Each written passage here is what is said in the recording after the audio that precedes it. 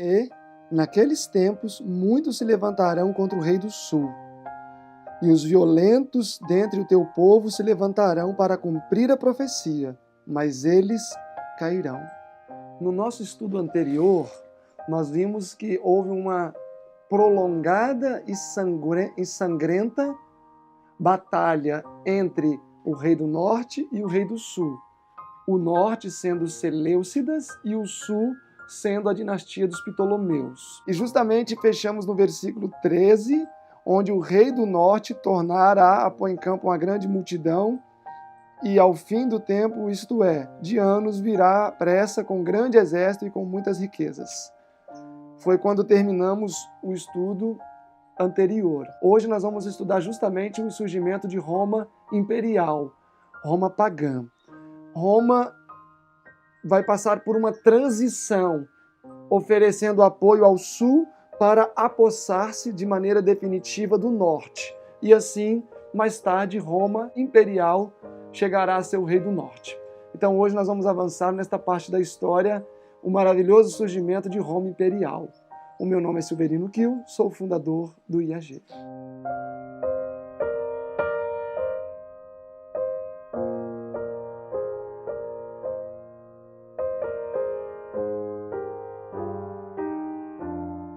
O verso 14 de Daniel 11, quando diz aqui, e os violentos dentre o teu povo.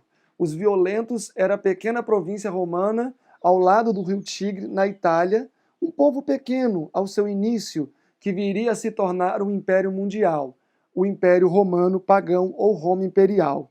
O versículo 14 diz, e naqueles tempos muitos se levantarão contra o rei do sul. Na verdade, com a morte de Ptolomeu Epifanes, o seu filho, ainda muito jovem, assumiu o trono. E não somente muitos líderes do próprio Egito tentaram usurpar o trono, mas Filipe da Macedônia também e Antíoco Magno, o mesmo Antíoco do versículo 13, também tentou invadir o sul, uma vez que o rei era jovem e viram uma oportunidade favorável. E o que acontece então? O Egito pede auxílio aos romanos, ou aos violentos, a esse pequeno poder que estava surgindo, emergindo do nada no cenário mundial. E naquele tempo muitos se levantarão contra o rei do sul, ou seja, Filipe da Macedônia, Antíoco Magno, e sem contar líderes do próprio Egito que tentaram usurpar o trono. E os violentos dentre o teu povo se levantarão para cumprir a profecia, mas eles cairão. Ou seja, os violentos aqui, os romanos, se levantariam para cumprir a profecia, mas eles cairiam. Ou seja, nesta primeira batalha, em que eles estariam aliados ao sul contra o norte, contra Antíoco Magno, os romanos seriam derrotados. Versículo 15, e o rei do norte, Antíoco Magno, virá e levantará baluartes e tomará a cidade forte, e os braços do sul, braços, nós vamos ver no nosso próximo estudo, que significa força, apoio militar. Quem eram os braços do sul aqui? Os braços do sul, ou seja, os braços conectados ao Egito, o reino do sul, Roma. Não poderão resistir, nem o seu povo escolhido, pois não haverá força para resistir a quem? O rei do norte. E quem era o povo escolhido? O povo escolhido aqui foi o general Escopas da Etólia, sob o serviço de Roma, que enfrentou Antíoco Magno e, infelizmente, foi derrotado nessa primeira batalha. Então, o verso 14, o surgimento de Roma imperial, apoiando o sul, mas vale lembrar que tudo isso era uma manobra política. Roma nunca, de fato, esteve ligado ao sul mesmo, por interesses sinceros, mas estava com interesse de usar somente o sul e a força militar do sul para conquistar o cenário mundial. Versículo 15, uma batalha entre o norte, Antíoco Magno, contra Roma, Escopas da Etólia. Agora, versículo 16, o que, pois, há de vir contra ele, o sul, fará segundo a sua vontade, e ninguém poderá resistir diante dele, e estará na terra gloriosa, e por sua mão haverá destruição. Ok? No verso 16, nós já estamos em uma nova batalha, em que o sul, apoiado pelos romanos, vieram contra o norte. e agora o norte já não é mais Antíoco Magno, agora é Antíoco Asiático, que estava no poder. Roma havia afinado mais os seus laços com o Egito, e agora eles estavam com uma força militar boa, e então puderam vencer o norte nesta batalha, onde Pompeu estava a liderar as tropas romanas. E aqui o texto, na parte final, diz: poderá resistir diante dele, do sul, e estará na terra gloriosa, e por sua mão haverá destruição. Este foi o primeiro momento em que a Palestina, Jerusalém, foi conquistada totalmente. Pompeu rompeu parte das fronteiras de Jerusalém, transferindo cidades da Palestina para a jurisdição síria, e nesse momento a Síria também foi conquistada pelo sul, sendo liderados ali, as forças militares sendo lideradas por Roma, e a Palestina foi reduzida a tributos ao sul nesse momento. Eu só gostaria de salientar o seguinte, que aqui a terra gloriosa, ou a terra formosa, como está lá em Daniel capítulo 8, versículo 9, a terra formosa, refere-se à Palestina no sentido literal, o povo de Deus, o povo judeu, tá? Então, nesse momento, o sul, apoiado pelos romanos, conquista um cenário mundial. E é aqui que começa a transição, que vai se concluir no verso 18, em que Roma pagã vai começar a ocupar espaço, até ocupar todo o espaço do norte, e vai se voltar contra os seus antigos aliados, o sul. Então prestem atenção para que não seja feita uma salada. Verso 17: e dirigirá o seu rosto para vir com a potência do seu reino, e com ele os retos. Assim ele fará e lhe dará uma filha das mulheres para corrompê-la. Ela, porém, não subsistirá, nem será para ele. Bom, esse verso tem um período muito longo de história. E dirigirá o seu rosto para vir com a potência do seu reino, e com ele os retos. Nós estamos falando aqui das batalhas que foram travadas com o apoio dos retos, que seriam os judeus. Os judeus se envolveram a favor do sul para conquistar toda a parte que não compreendia o sul, que compreendia o norte. O texto diz que lhe dará uma filha das mulheres para corrompê-la. Bom, depois da morte do rei do Reino do Sul, uma filha das mulheres seria dada para ser corrompida. Esta filha das mulheres aqui seria Cleópatra, que juntamente com seu irmão, que ainda eram crianças, ficaram como futuros herdeiros do trono. Mas eles não teriam condições de assumir. Então os seus aliados, os romanos, foram colocados como os guardadores do Reino do Sul, até eles terem condições de reinarem juntos. E o seu pai havia feito um documento onde ele indicava que Cleópatra deveria se casar com seu irmão e ia reinar conjuntamente. Mas isso não aconteceu. Houve uma revolta entre Pompeu e Júlio César, e Pompeu acabou sendo morto antes mesmo de Júlio César chegar com suas tropas ao Egito, por uma sedição que houve no Egito, e ele acabou se envolvendo com Cleópatra. Cleópatra sabia que a única maneira de ela não morrer muito precocemente e ainda assim assegurar o poder, uma vez que era hostil e terrivelmente cruel, ela acabou conquistando o monarca Júlio César, que vivia então em empreendimentos militares, conquistando o que podia, e isso fez com que o monarca ficasse mais tempo no sul do que os negócios realmente requeriam. E aí que começa então uma situação interessante. Uma vez que o Júlio César assumiu o domínio no sul, porque o documento que o pai de Cleópatra havia deixado legava isso aos dignatários romanos, que eles deveriam ser os tutores, eles conquistaram toda a parte restante do mundo conhecido. Mas o texto diz: ela, porém, não subsistirá nem será para ele. Nós vamos ver daqui a pouco que ela acabou se unindo com Marco Antônio, um antigo aliado romano. Por isso que não seria para ele, para Júlio César. Se vocês quiserem mais informações acerca desse versículo, que tem muita coisa, podem ver o comentário referente a esse versículo do Urias Smith. Mas avançando agora para o versículo 18.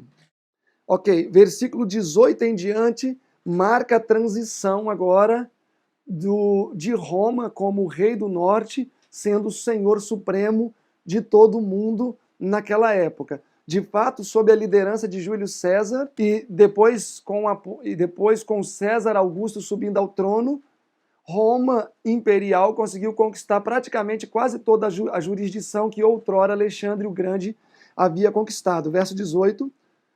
Depois virará o seu rosto para as ilhas e tomará muitas, mas um príncipe fará cessar o seu opróbrio contra ele, contra Júlio César. Agora, aqui contra ele, Júlio César, já é o rei do norte. Agora, a única parte que não pertencia ao norte, Roma imperial, era o sul, mas que a partir do verso 18 também vai ser conquistado. E ainda fará recair sobre ele o seu opróbrio. Esse príncipe que faria cessar o seu opróbrio é Brutus, que acabou assassinando Júlio César, como segue no verso 19. Virará então o seu rosto para as fortalezas da sua própria terra, mas tropeçará e cairá, e não será achado. Justamente o versículo 19 vai falar sobre a morte de Júlio César. Interessante que depois de ter voltado de grandes empreendimentos, inclusive quando ele conquistou várias partes, ele escreveu uma carta para um amigo onde ele disse em latim, vini, vidi, vinci, que quer dizer, vim, vi e venci. E aí ele voltou então para as suas fortalezas. E teve uma conversa uma certa tarde, enquanto ele assinava documentos, Júlio César, que alguém perguntou de qual morte é melhor morrer. E Júlio César, enquanto assinava documentos, disse, é melhor morrer de morte inesperada, não sabendo ele que no dia seguinte a sua morte estava encomendada. Quando estava reunido com os seus homens de confiança, Brutus se lançou com ele com um punhal e o matou. Daí veio a famosa frase, porque Brutus e Júlio César eram amigos, onde Júlio César disse, mas até tu, Brutus. Foi quando Brutus assassinou, então, o líder do Império Mundial Romano na época, Júlio César. Agora vamos para o versículo 20. Uma vez que no verso 19 tombou o homem que venceu mais de 50 batalhas e elevou o Império Mundial até o ápice no que diz respeito a territórios, entra agora em cena outro personagem. E em seu lugar se levantará quem fará passar um arrecadador para a glória do reino do norte aqui, mas em poucos dias será quebrantado, e isto sem ira e sem batalha. Aqui nós estamos falando do sobrinho de Júlio César, Otávio, que teve o nome mudado para César Augusto. Nós estamos aqui agora aproximando-nos dos dias de Cristo. E com certeza esse César Augusto, você já se lembra quem é. É o César Augusto que lá em Lucas, capítulo 2, 1 e 2, fala sobre a arrecadação de impostos nos dias de César Augusto. Aquele César Augusto dos dias do nascimento de Cristo é este mesmo César Augusto mencionado aqui no versículo 20.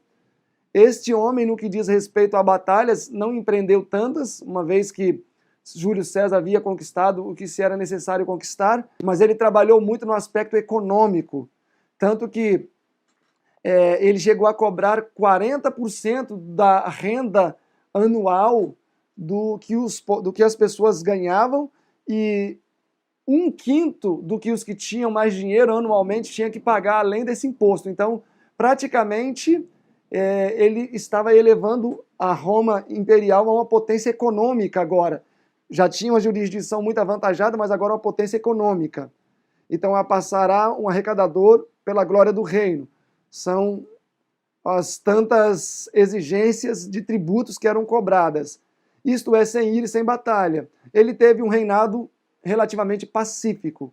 César Augusto se envolveu em poucas batalhas, em uma ou outra mais grave, como vamos ver daqui a pouco, mas ele estava mais envolvido nos aspectos econômicos e políticos de Roma imperial. Ok? Versículo 20, a parte final, sem ira e sem batalha. César Augusto morreu no ano 14. No entanto, no ano 12, quando ele já não tinha mais condições de atuar nas coisas governamentais, o seu sobrinho, Tibério César, É o mesmo Tibério César lá de Lucas capítulo 3. Vamos lá, Lucas, afinal vamos ver esses versículos. Vamos ver aqui primeiro César Augusto, no nascimento de Cristo, Lucas 2, verso 1, e aconteceu naqueles dias que saiu um decreto da parte de César Augusto. Este César Augusto lá de Daniel 11, esse César Augusto aqui é o mesmo César Augusto de Daniel 11, 20. Este é o primeiro alistamento que foi feito, sendo Quirino presidente da Síria, etc. Então, justamente durante o reinado de César Augusto, de Daniel 11, 20, nós estamos falando aqui do nascimento de Cristo. Se você for ao capítulo 3, versículo 1, diz, e no ano 15 de Tibério César começou a reinar no ano 12, 12 mais 15, 27. Então, no ano de Tibério César, no ano 15, nós estamos no ano 27 DC, no batismo de Cristo. Então, em Daniel 11, verso 20, na parte final, nós estamos nos dias de Cristo, no início do ministério de Cristo. Na parte inicial de Daniel 11, 20, nós estamos no nascimento de Cristo. E em Daniel 11, 21, justamente nós estamos durante o ministério e morte de Cristo. Pois o verso 21 diz, depois se levantará em seu lugar um homem vil, Tibério César, ao qual não tinha dado a dignidade real, mas ele virá caladamente e tomará o reino com engano.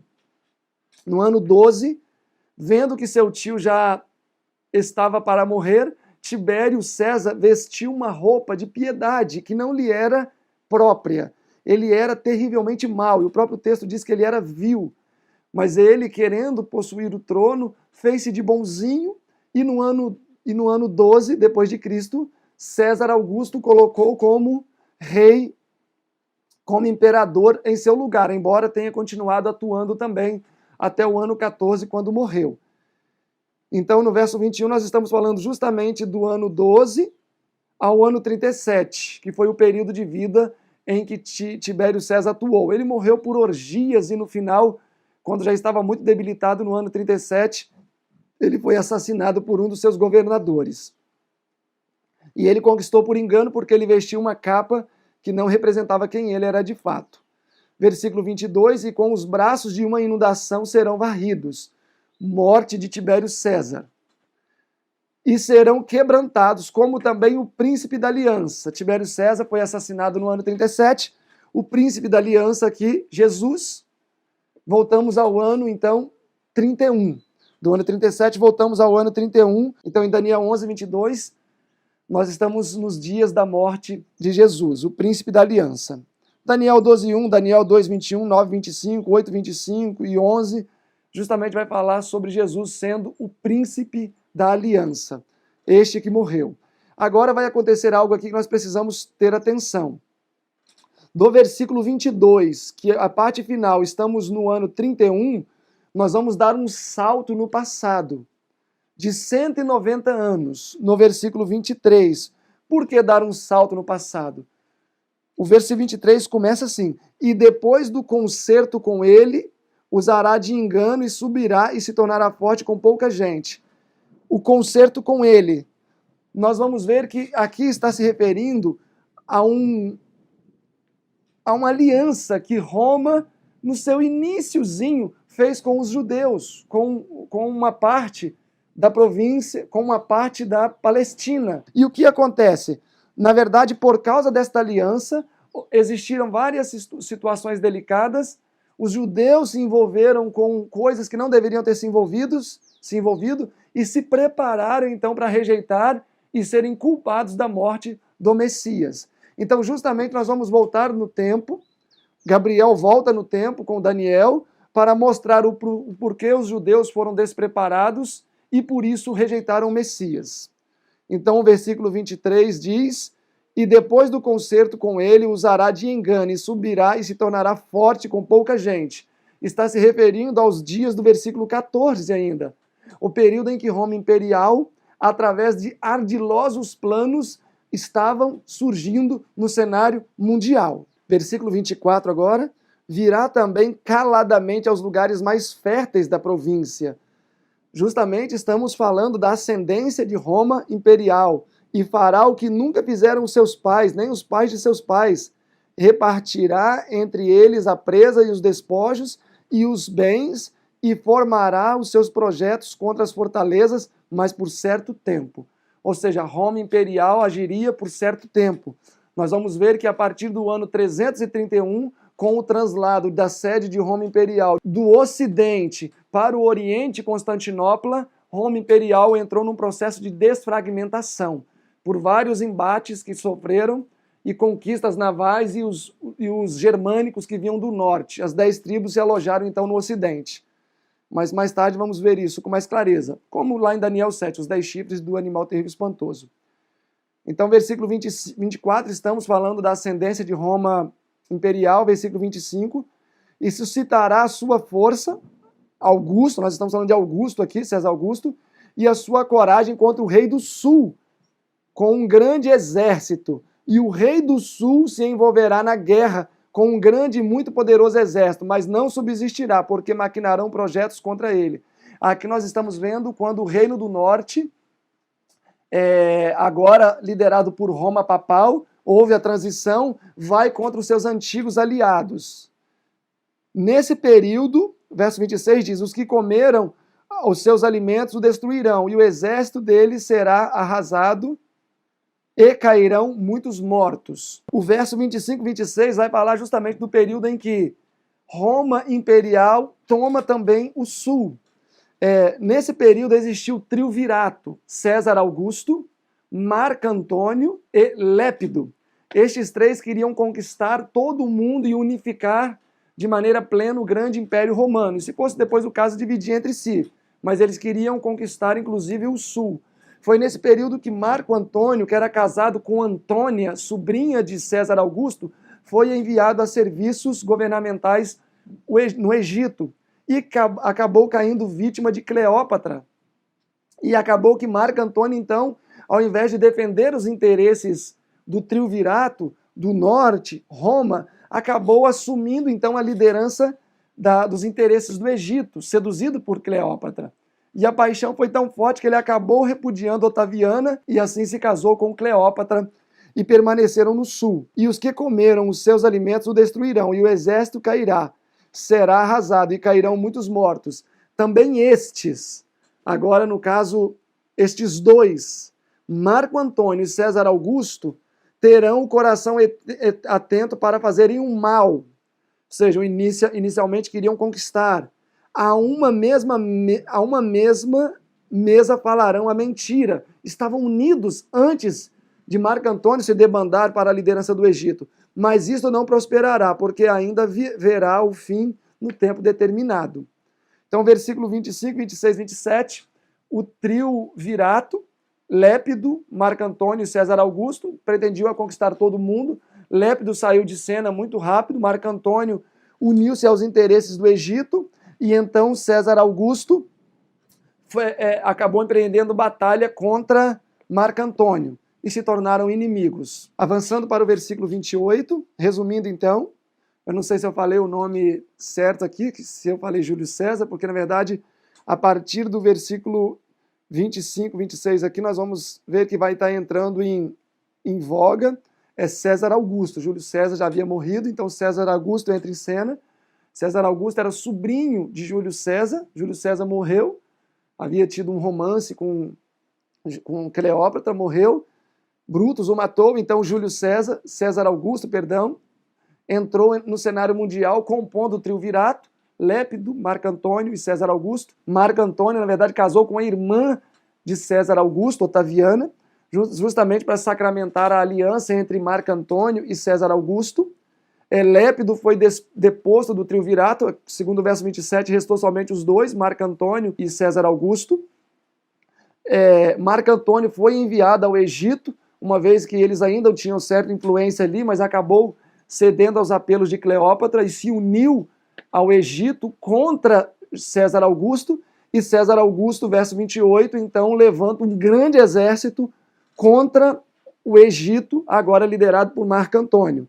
O verso 28 diz, então tornará o norte para a sua terra com muitos bens, e o seu coração será contra a santa aliança, e fará o que lhe aprover, e tornará para a sua terra. Neste versículo 28, então tornará para a sua terra, porque ele tinha ido para o sul. Nesta batalha, Marco Antônio cometeu suicídio.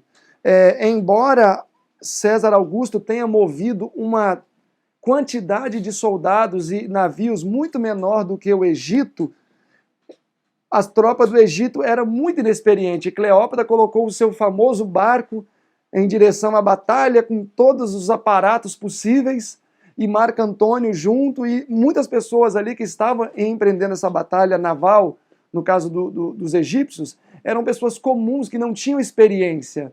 E foi nesta mesma batalha que aconteceu entre César Augusto, Marco Antônio e Cleópatra, que a famosa biblioteca de Alexandria também foi incendiada. Foi justamente nessa batalha. Mesmo que César Augusto estivesse com menos soldados, menos navios, Cleópatra, quando viu o fogo das embarcações se acendendo, fugiu. Marco Antônio fugiu atrás do grande amor de sua vida. Acabou que os soldados egípcios, quando viram a rainha e o seu líder Fujão se debandando, se uniram a César Augusto. E aí Marco Antônio, quando chegou a uma região em que ele considerava estar seguro, Scarpas, que era um dos seus homens de confiança, um dos seus líderes, também havia debandado para o lado de César Augusto por causa de sua fuga. Não tendo Cleópatra e não tendo mais o poder, Marco Antônio então comete suicídio, e é nesse momento que Roma Imperial se torna também senhor do Sul, conquista totalmente o Sul. Inclusive Cleópatra estava vindo como escrava, presa nesta batalha, e se não fosse ter sido picado por uma cobra e morrido, ela teria sido levada para o Reino do Norte como uma escrava. Versículo 29.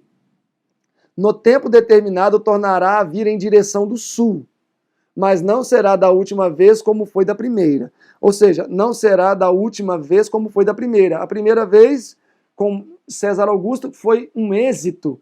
Então o texto está dizendo que na segunda vez não seria tão exitoso. Por quê?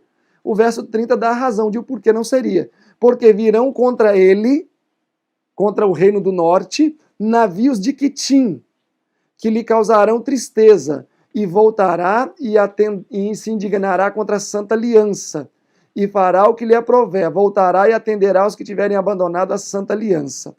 Nós estamos aqui no verso 30 falando da transição que vai acontecer entre Roma Imperial e Roma Papal. Aqui quando diz que navios de Quitim viriam contra ele, lhe causaria tristeza, justamente nós já estamos a partir do ano 331 depois de Cristo, quando Roma Imperial saiu do Ocidente, na Itália, onde estava sediado, e foi para Constantinopla, Turquia, Istambul hoje, trazendo assim então a oportunidade favorável para os bárbaros, aqui representados como navios de Quitim, forças navais, invadiriam o norte, ou seja, o norte, o rei do norte, o Império Romano pagão, no Ocidente até 476 havia sido totalmente desfragmentado, e no Ocidente veio a cair no ano 538, como nós vamos ver no nosso próximo estudo. E se indignará contra a Santa Aliança, as perseguições contra o povo de Deus, e voltará e atenderá os que tiverem abandonado a Santa Aliança. Isso nós vamos ver no nosso próximo estudo. Então, resumindo aqui, os versículos 14 a 30, Roma Imperial aliou-se ao sul, em uma manobra política, acabou conquistando toda a parte do norte, depois voltou-se contra a parte do sul, conquistando também o Reino do Sul, se tornando assim senhor supremo de todo o mundo conhecido na época. No verso 30 diz que Roma Imperial, que então era o rei do norte, sofreria ataques e por isso Roma Imperial não teria o mesmo êxito como antes. Por quê? Porque estaria totalmente desfragmentado. E no nosso próximo estudo nós vamos ver o surgimento de Roma Papal, ocupando o lugar de Roma Imperial como rei do norte. Até o nosso próximo encontro e agradecemos pelo carinho e a oportunidade que vocês têm nos dado e por estarem prestigiando o nosso canal.